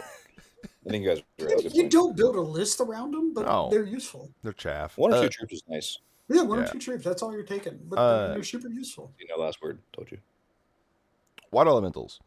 This is a unit that specifically the elemental player here Sam, I would love for your thoughts on. I wrote my write up for Water Elementals and Greater Waters last in this review because I don't know what to do with them. They're the two units in the army that I feel like I understand what they're supposed to do in the army the least. Like I think they're just here for the vibes. I'm going to tell you. Go ahead. Yeah. I'll start. The troops of water elementals, I will begrudgingly admit, are some of the most pain in the ass chaff to remove. For 145 with Region and Defense 5, they are deviant. Before I talk about the regiments, I think it's really silly that the Trident realms of Neritica don't have a way to make these core, but the forces of nature do. That fascinates me. I think they need to adjust that. The water elemental regiments, I think, in this army without access to terrain mitigation, I think love an item. J boots and brew of haste, sharpness. I like all three of those as options for regiments, and despite what someone might tell you in 30 seconds to a minute, I do like them. I think a sharp and a J boot regiment, one each, kind of floating around in a list is nice, but having to kit into surge is tough. So I think they're fine. I think if you could make them core, people would see a lot more troops of them because they're really good. They're a very good troop unit. I like them a lot, which I don't like troops normally, especially of elementals. There you go. Trenton, anything to add? So I wanted to like these in Trident realms because I like the whole movement shenanigans you can get up to in this army, and they seem to fit really well. And full disclosure, the first time I tried that, I yanked a unit halfway across the board with Enthrall, Leviathan's Banes, and I surged a regiment of water elementals into the flank. It was exactly as we drew it up. Worked great. It was like, oh my god, this is amazing. This is exactly the crack I was looking for. It has never happened again. Nor will it. I've tried it so many times. It will never happen again. Been chasing it. These things suffer from the same problems all shambling units, except for air elementals, suffer from. They're slow. They're painfully slow. So your thoughts on them being troops and being infuriatingly hard to kill, all valid, completely true. I don't think they're good chaff. All they do is slow down the entire battle line. They're speed 7. They're speed 7. Everything else can move 10. They slow down the whole battle line. Yeah. That's really what it comes down to. In this edition, where everything got so much, things didn't get faster, but everything moves faster than it used to. Because you don't have to make that decision between pivoting to be where I want to be and moving at the double to gain the distance. I can do both now. So everything is where it wants to be, like a turn and a half sooner. And so these guys get left in the dust. Like, they're just, you can't do it. And it's a problem almost every shambling unit suffers from. Like I said, air elementals are the one exception. Not going to get into why here, but almost everything else suffers from the same problem. As far as shambling, you're just so slow. You can't. Yeah, I get the. You show up late to every battle. Yeah, it makes sense. I will add, it's talking about the Thule Mythican earlier. The Thule Mythican in 3rd edition had an option for Surge 6 for 20 points. And that felt way better than paying for Surge 8. Surge 8 is a steep bill. I will agree with that. I think so. That hurts. The way Surge ends up working in this edition, Surge 8, you don't need it. Surge 4, Surge 5 is the right value of Surge you want for the majority of things. Having to pay for 8 just feels like a tax. Yeah. Cool. Let's do Gigas. Sam, do you actually have no thoughts on waters? Are you happy? Yeah, their shambling's bad in 4th. Cool. And they're a shambling unit. I agree with Trenton that they're hard to bring along.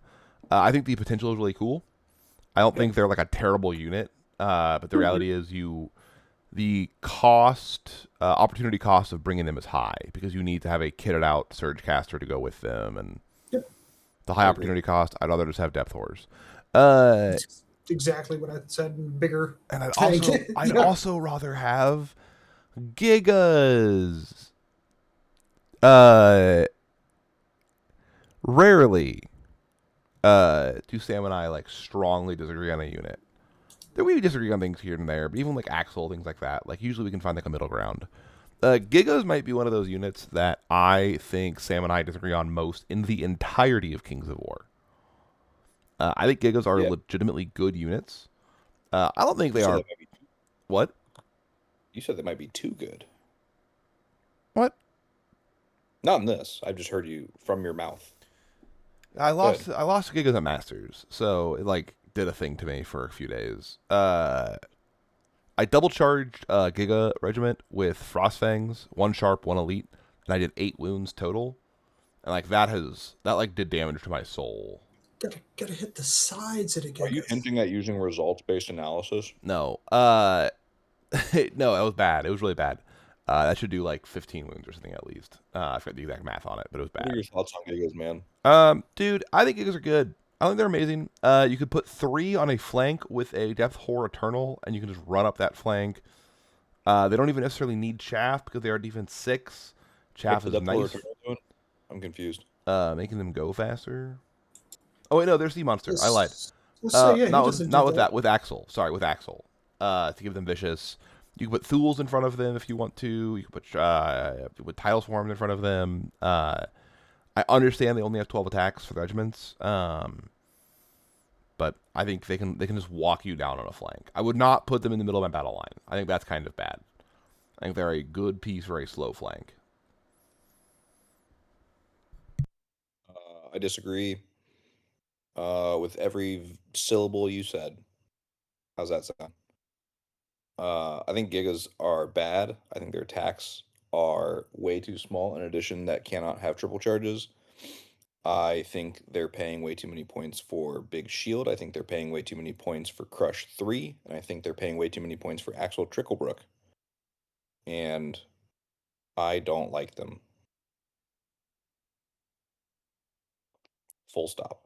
Trenton, I think I fall somewhere in the middle here. Like, I how dare don't you? love Pick a side. Gigas. I think they're weird. Um, they're a weird unit. It makes them interesting to me, but I don't know that I would ever want to run them. Um, so the low attacks that are extremely efficient is tough in this edition. There's way too many blocks of high nerve running around everywhere. So that makes these guys, they can't kill a horde. Like I will, Never will.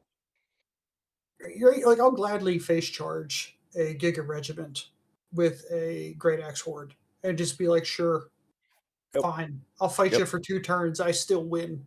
Come out the other side. If you hit every attack that you brought to the table, you need a 13 to kill me. I am unkillable. Like the math doesn't work. But you bring a number of them and you focus on buffing them up, they're a problem, right? They're not easy to shift. I have to, if you're walking 2 of them at me, I need to be concerned about that and figure out what I do about this. So I think they're a unit that there are builds out there. People are making Trident Realms lists that include a number of gigas, and you need to spec into that. You need to fully commit to I'm running the gigas. I'm bringing Axel to buff the gigas. I'm bringing 3 to 4 regiments of these things, and that's what I'm doing. Is I'm figuring out how do I make these gigas win me this game. I think all You're not just four. going to take a unit of gigas and throw them into an army as a thing. It's useless at that point. I think It's not going to do anything. I think all 4 Trident Realms lists at Masters this year had 2 or more regiments of Gigas. Okay. So people like them. I could be It's a wrong. legit build. Yeah, I'll even concede that there's a play style associated maybe with successful Giga play that is a lot more patient than maybe I would like to play, where the survivability is more important to you because you're just not fighting for 5 turns and you're just trying to like hold out for 2. So sure, maybe there's a way, but I people also like Gigas. I do think you are to an extent. So background to this, Sam thinks that Big Shield is overcosted. Like the game values it too much. Like you spend too much money on it, and I think that clouds the way you view them a little bit. Because I think in your mind you're like, well, they are overcosted, so they must be overcosted. But I'll concede. Because they're overcosted. Yeah, but like a Not unit can everybody plays this game from a math perspective. yeah, a unit can be overcosted and still be good. But so Yeah, I agree with you. I think I can That's a good see point. I can see that they're not going to kill stuff. They're certainly like that's not their job. It just takes a while. Yeah, To a maybe. lesser extent than the Trident King, Gigas are a unit that once they are on the table and you paid for them, they are fine.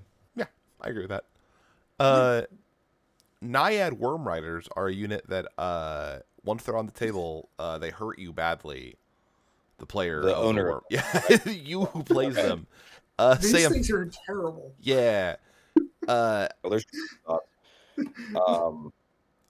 fuck. They're bad, and I'll leave it at that. Those are my thoughts on them. Sam, I'm sure you have more complete thoughts than Trent and I do, as somebody who has played them quite a bit. Oh, I have thoughts. No, you're good. You said they're bad. We're done. Man, yeah. Pathfinder does not unhinder them now. They lost Nimble. They are. What if next game I play with them, they're good? What if? These are bad. These.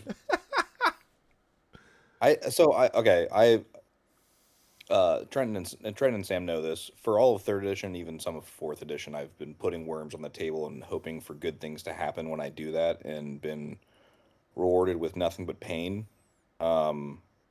Especially last edition when they could be wavered, it was mesmerizing how bad they were. Waiver machines. Yeah, they were not good. So they lost Banechant in the list. They lost Pathfinder no longer unhinders them. They lost Nimble. Like they got worse in an army where there's other better stuff, and they're just not good, and they don't work. And they die immediately. Like they're so good at dying. That's the thing they're best at. You'll never roll regen for them ever. Don't get comfortable. Don't even look at the stat. You don't even get to complain that it went from 4 to 5 because it doesn't matter. It's not real. Can't hurt you. All right. Anybody else? Sam, there was real pain in your voice as you said all of that. Yeah, I mean, they're the glassiest of glass cannons. And But they're they're not not even a cannons. good cannon. They have crush They're one. not even a good cannon. They're glass No, pieces. that's what I said. Like, you'll spend 5 turns trying to keep these alive, and then you'll score an objective. Imagine spending. And that's their best 231 performance for a they're going to Morak have. regiment that dies on delivery. It's awful. Yeah, it's pretty bad. Cool. River Guard Dam Busters. Yeah. I called them Flying Zerkali. I think These things are weird. they're funny. The funny unit. It's a heavy cav anvil with some damage built in. It feels like if you ever want them to do anything, you need to take a Brew of Sharpness or even Blessing of the Gods Yeah. on the regiment.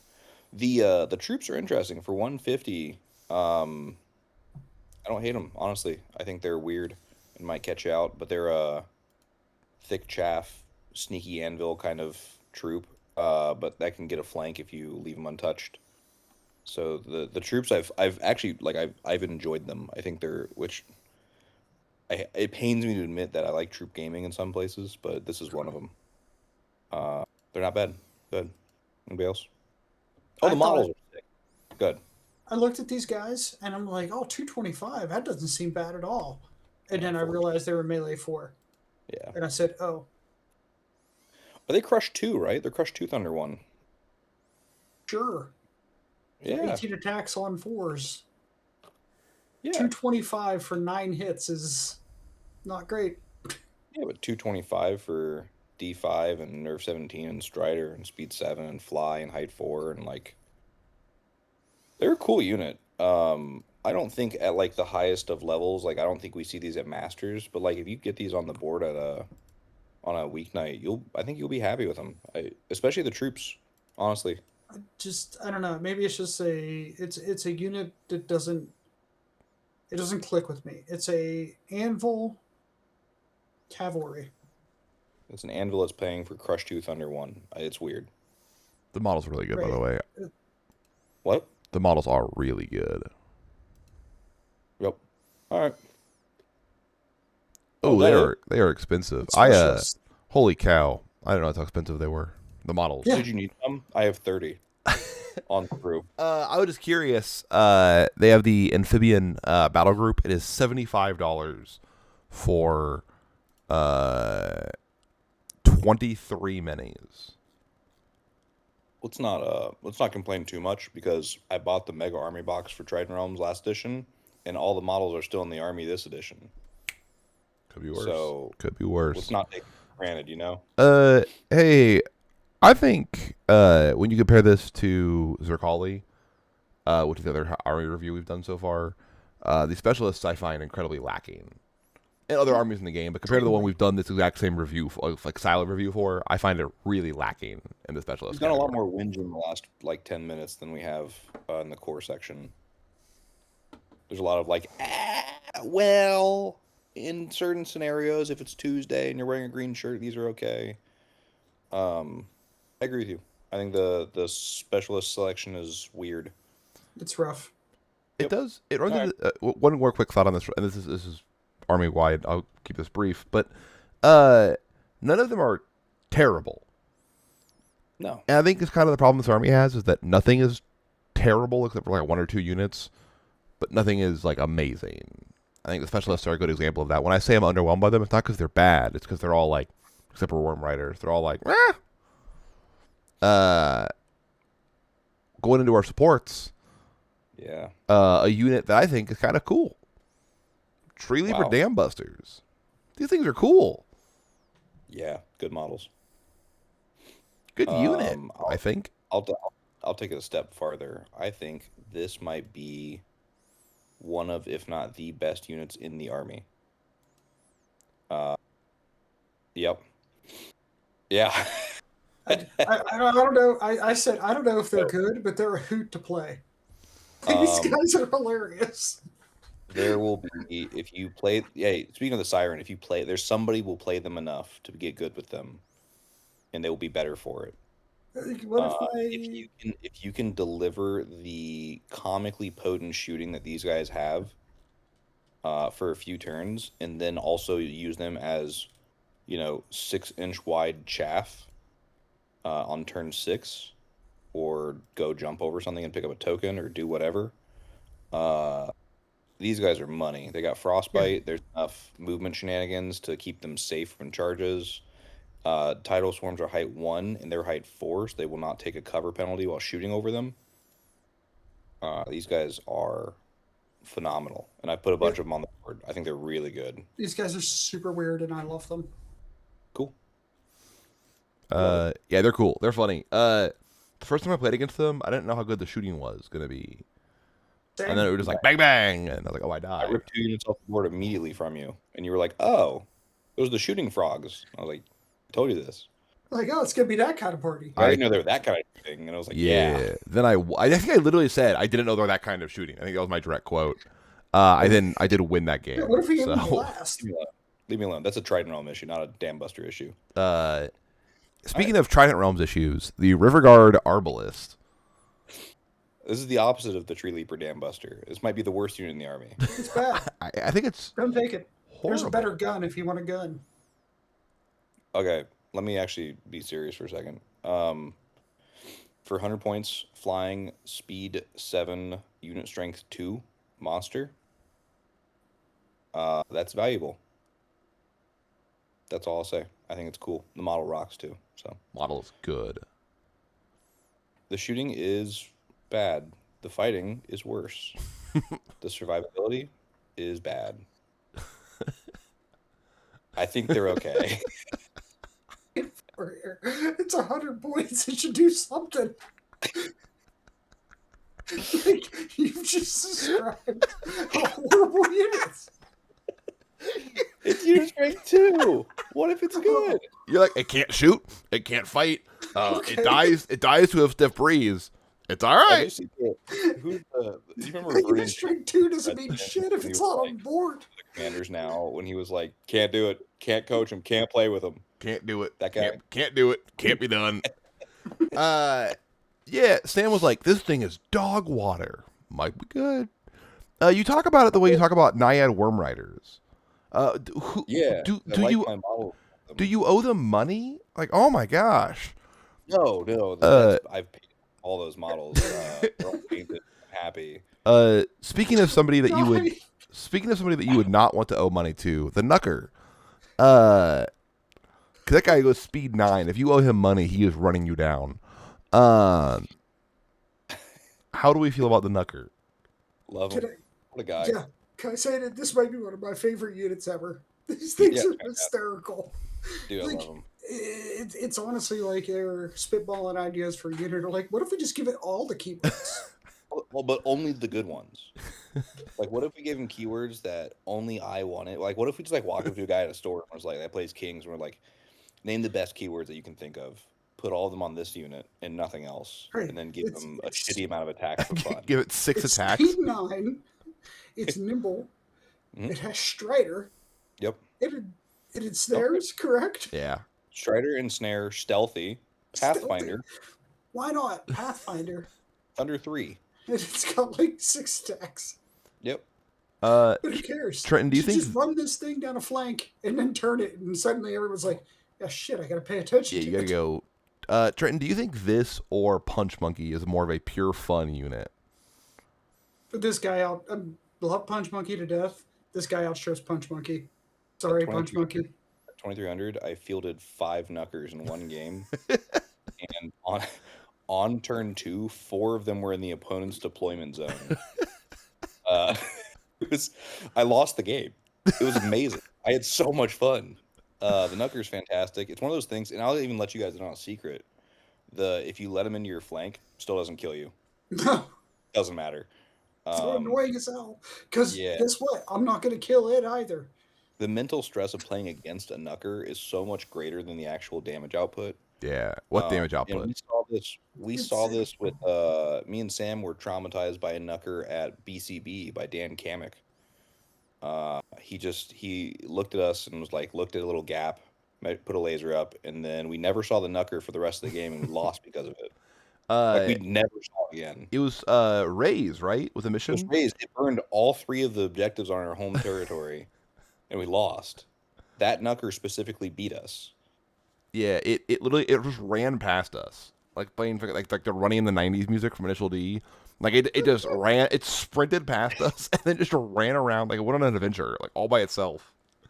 We couldn't even get a hold of it. It was Like, yeah, I mean these Yeah. things are great. They're Yeah. 175 points. Like it's I don't want to make another reference. You know this. You know that Just a scene in National Lampoons where that squirrel gets in the house. yeah. Yeah. That is Dan Kamek's Knucker getting into our backfield. Yeah, I see it in my nightmares. It is. It's speed 9 with Pathfinder. It just goes over to hell Great unit. once. Of the the PVC plastic units I've gotten, the Army Man plastic stuff that I've gotten from Mantic, the Knucker is the only one that came out, and I was like, this isn't the worst piece of shit I've ever seen. And the That's model a- itself is good. It's a cool unit. So do with that what you will. Yeah. I'm gonna try to do a transition here, but I would never. We got the Cool unit.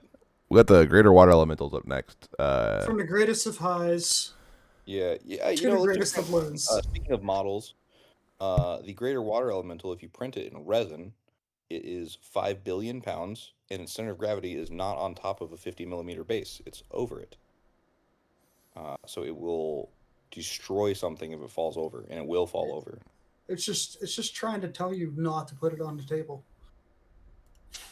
Sam, you played against 2 of these.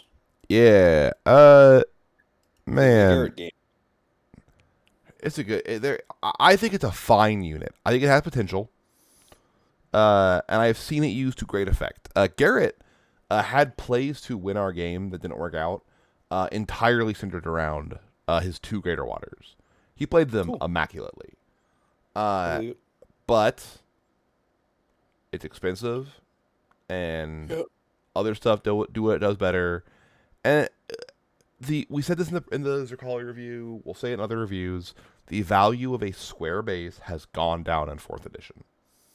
I'll even add to that the value of being able to hit defense 6 down to 2s has gone down as well with how few defense 6 spam is happening, how little defense 6 spam is happening. So that Crush Mm-hmm. 1 Thunder 3 on the Greater Water is far less important in this edition than last edition. I agree. I think it's an okay unit. It's fine. I don't care about it. It's not for me. I see it. I don't have anything else to say. It's bad. I'll go further. I'll go further on it. It's bad. It's shambling. You're not speccing into shambling to take this thing. It still has all the problems that shambling has. Like there's better things to take. There's a better support unit to take. I don't know why you're putting this thing on the board. I don't know what it's doing better than spoiler, my favorite support unit that's coming up later. I don't know what it's doing better in any way. I think for shambling units, I could see after I've already taken like sharpness and J boots on the lessers, if I needed like a third, if I felt like I really needed one more, I'd throw it in there probably. It's interesting. All right, let's talk about a terrible unit. Yeah, This seems worse somehow. the big shambling idiot himself, the Coral Giant. Yeah, this guy sucks. Hey, also in an army of, I gotta say this first before Sam says this and we disagree. In an army of really good Mantic models, the Coral Giant is horrible. It's bad. I like it. It's a bad model. That being said, I bad. don't run the Mantic Coral Giant as my Coral Giant, so you're a hypocrite. You should have run a we're- Coral Giant, so problem solved. Yeah. It's on my shelf collecting dust either way, so it doesn't really matter what the model is. Yeah, I mean, these guys are bad. Like, Giants in general are not good, and they made this one worse than the others. Yeah, it's terrible. It's bad, Anyway. it's expensive, it's bad, it's horrible. You know what isn't bad at all is the Kraken. Yeah, Kraken good. this is my guy. This is what this was the unit I was alluding to. Why are we taking greater water elementals when Krakens exist? Krakens are good. What would you define the role of this unit as in the army? Like, I was a little confused because it's kind of good. It's just like kind of a good unit. It goes and sit. There's a flank that I want to hold, and it's going to sit there, and it's going to hold it. So it's an anvil, I call it a I think rampaging so. anvil. I think it's an anvil. but it's got 20 It's attacks. more and of what it rampage, does. You know, Yeah, it's pretty but good. it's only crush one. Regen 4 too is really rare in the army. That's the anvil portion. It's regen 4. It's ensnaring. Like this guy's good. He's good, and like Rampage 8 and a Rampage Edition is money. it's got Strider, and you can go threaten flanks with it because it is decently fast. Yep. Like it's a problem. It's a problem that has to be addressed. I love them. And they said, like, if you got a flank with a little bit of impassable terrain near it, it can just sit there all game and hold that flank down for you. Yep. It's hard to chew through. I'll add, this is one of the very few units in the game that is a usable centerpiece model. So, like, you don't see a lot of those, like, Titans that are like, look at this cool thing on the board because they're not right now. Kraken's great, and Kraken models are awesome. Yeah. 100%. I'll say the Mantic Kraken has insane overhang. Yeah, that's I talked earlier about the Trident Realms army that I usually field is mostly Mantic. Not the Mantic Kraken. Your Kraken is beautiful though. It's one of my favorite models you've ever painted. Thank you. It's the WizKids under. It's like pre-painted. It's like that shitty plastic, but yeah, that's my cool. Not pre-painted. My Frost Giant is the WizKids. It's like Nolzers or whatever. Yeah, it's that line of like get it out the box for $12 and paint a mini and have fun. Yep. And I did that. And no, you don't need to prime it. It's just ready to go. So yeah, Kraken's really fun. Last quick thought on Kraken. I think it's a unit that a lot of people think support Titans are exclusively bad this edition. It's a unit that I would encourage you to try. Like, give it a try. I think you're gonna like it more than you think. They're great. The final unit in the army, the Leviathan gun. Leviathan Bane. Not the Leviathan gun with the gun, but the Leviathan's Bane. Leviathan's the Bane. It's his. You know those, like, when you were a kid, did you ever have those little, like, suction cup guns that would, like, shoot a little, like, suction cup with a string on it? No? I know what you're talking about. Yeah, thank you, Trenton. This is one of those, like a little suction cup gun. Like, you go boop, and then you, like, pull the thing back in. Canonically, it's a harpoon. Yeah. Because we're reeling in a whale. Yep. Yeah, but I don't know, it's just like a little suction cup gun. You hit the thing and you pull it in. I love this thing. The suction cup darts weren't attached to strings that you would reel in. I had a friend who had one that was when I was a kid. That's not. It was a thing. Yeah. Hey, imagine shooting one of those off my head. I was about to say. It would stick real good. Did you just shave it? I was going to say, yeah, it looks freshly shaved. Wow. Yeah, this is a War Engine. It's fine. It has a weird trick that sometimes is useful and sometimes is crippling. I love this thing. I don't care what you say. I love it. I don't care what you say. Now what? It worked the first time I ran it. It did the thing, and forever it's won a place in my heart. Trenton had the purest hit of Trident Realms he's ever had in his first game, and it's never gotten back to it since. Yeah. I want everyone to. I'm just gonna read aloud what Trenton wrote for the first sentence of his write-up on this unit. I just hooked me a Marlin. Now I'll reel it in. You're dumb. Anyway, supports? It's cool. I think the army comes back. It comes back around a little bit here. All of these, except for one, I think have legitimate play. The Coral Giant, right? Yeah, Coral Giant. You should throw at the wall and break. But the rest of them have play. $75 of bad mantic resin. Hit it with a car. Because Coral Giant last edition was really good. So because fun. you got a discount on him versus the other Giants because he wasn't as good offensively, but he ensnared, which that's amazing. Yeah, like, cool. Here's my ensnaring Giant. He was cool, and now he's not. So, But other than that, I like all the sport range, even the Riverguard Arbalest. Anyway, I think there's a lot of good choices in here. Yeah. How good do you think this army is in the whole of the game? As the, I think it's fucking terrible. There were 4 Trident Realms listed Masters, and none of them managed to get in the top half. And ideally, if you go to Masters, you're supposed to be a really good player. So I don't think it's the player's fault. So this army is lacking. Has 300 awesome ideas that cannot culminate into one cohesive, strong army. I agree. And I'll even go further. The tricks that Trent's going to talk about how fun it is because of his, his first hit. Was amazing. And like I felt the same way. I love Trident Realms. Like I had it heading into 4th edition, so I had a decent amount of Trident Realms. I had a couple thousand points painted before the edition came out, and I played them, and it's fun. And in the last month, I have just become so disenchanted. Like I'm just like the charm has worn off entirely. I'm sick of it. I don't want to spend 35 minutes in the range phase trying to move my opponent's models just to not lose by 4 in a game, or having to smash my head against a wall to make a list that doesn't hate itself and have anti-synergies and be weird, and just getting everything to work like the Maestro show just to do something that an orc player could push his stuff forward and win against. I'm completely over it. I think the army needs some help badly, or other armies need to get worse, but I would prefer it get better. So I would agree with that, and I think it's fun.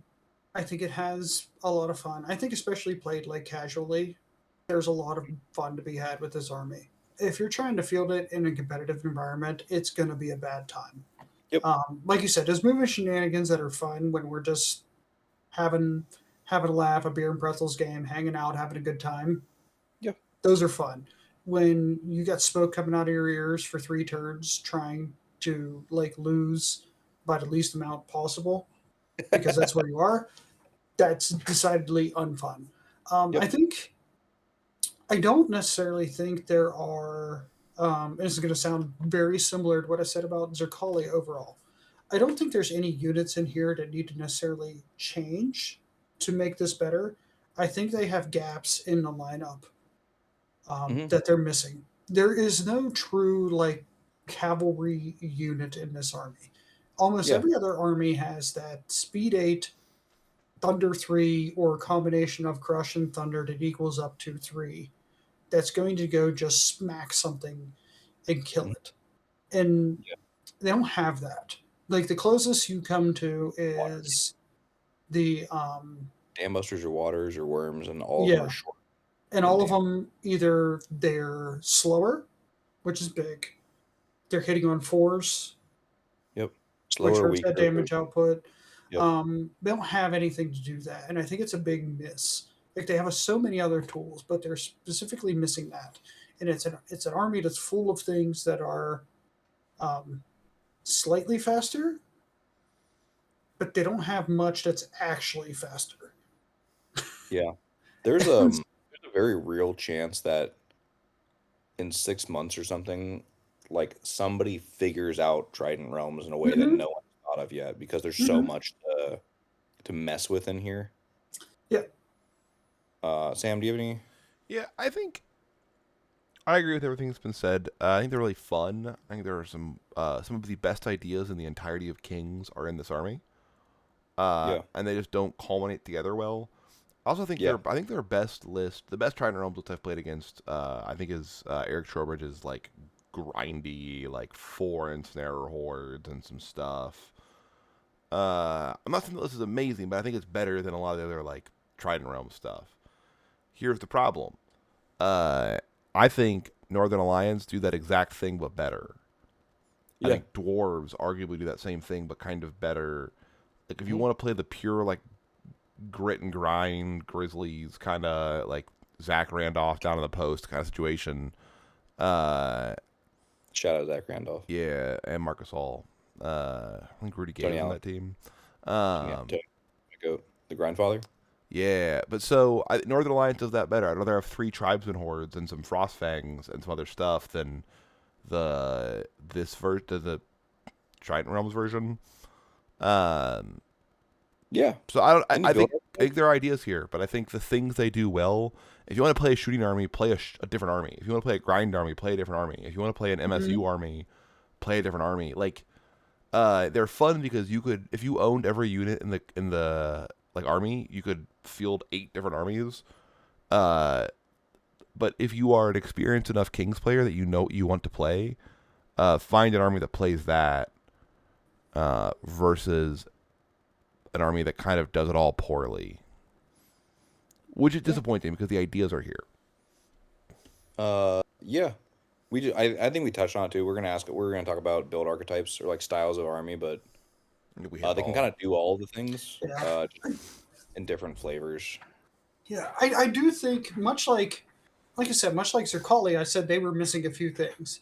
And the Fracture update came out, and suddenly Zerkali have greatly improved in Warpack what they can hordes do are nuts. because they got hordes, which was one of the biggest holes they had in their lineup.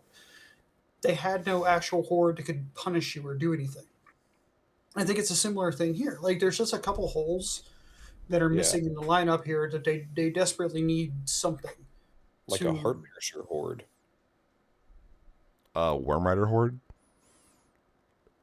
It would just die. It doesn't matter. I don't need to hear about that. Don't even.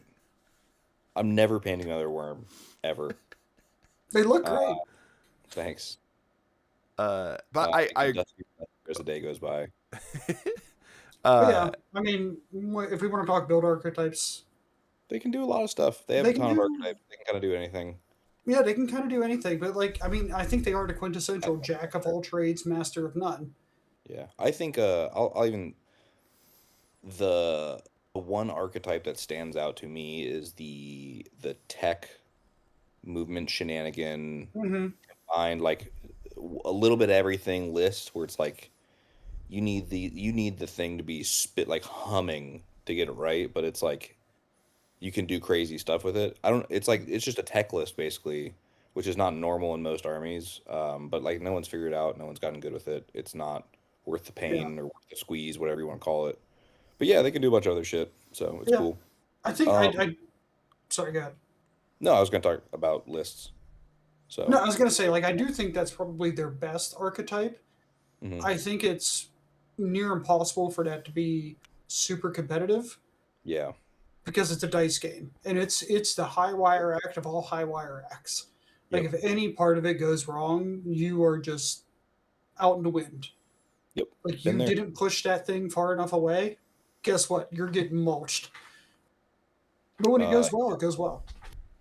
so at our last army review, and what we're going to do heading forward is we're going to find some high placing lists, usually a couple GT winning lists. Trident Realms don't have that. So there is a Trident Realms list that won a 1 day, which is very notable, that we're going to talk about. And then I pulled the list of the highest placing by battle player at U.S. Masters that ran Trident Realms. It is worth noting that there were 64 players there, and he placed 34th. Credit to Chris Murphy. Apparently, you're the best Trident Realm player in the country. It's not a great sign for Trident Realms that of the 4 players, the highest placing was 34th. But I'm sure he put a lot of work into that. So I'm going to read it, and I bet it's got some ideas. Chris Murphy, 34th at U.S. Masters.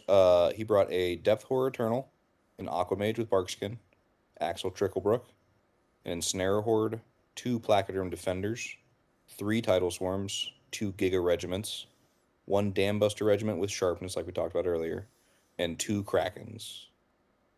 So kind of a mix of the things that we liked earlier, except for Placoderm Defender Regiments, which I'm surprised by. But the Yeah. list looks like a grindy, mildly punishing idea. And I think I mentioned where it's like maybe somebody's play style is like refuse to engage and just try and survive on those like last 2 turns where people run at you and like just keep being cagey as long as you can and try and survive since you're never going to kill anything.